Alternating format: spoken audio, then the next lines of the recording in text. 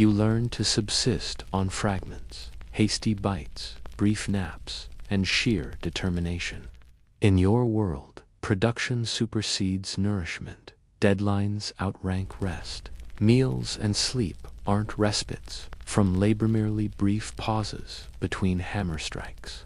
You eat when possible, sleep when permitted, and hope the coals survive until morning.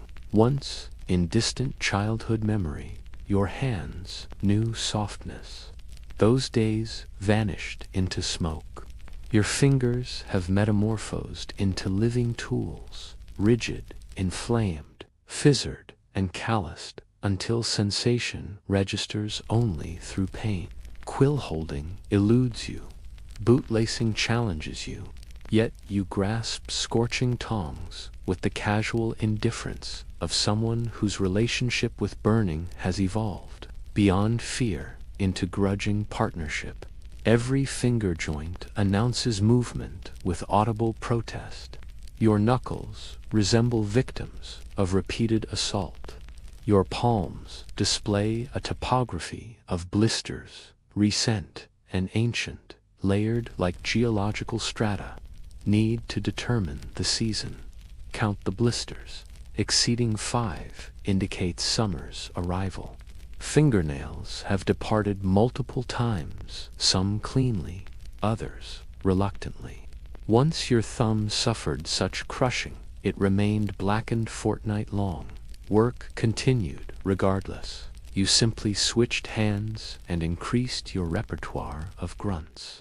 Lacerations arrive with predictable regularity, sometimes from jagged metal, sometimes from rebellious files, sometimes from iron's stubborn resistance. Weekly, something releases blood.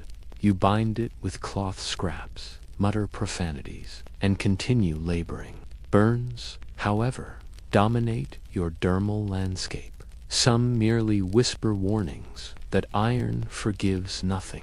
Others speak louder, sizzling, blistering, leaving permanent chronicles across your skin. You've branded yourself more frequently than any cattle herder marks his livestock. And remarkably, indignation has transformed into resignation. Grip strength alone has flourished. You crush walnuts with effortless contempt, but fine motor control long vanished. Objects slip from your grasp. Your fingers tremble in cold weather. Though merely 30, your hands belong to a septuagenarian night.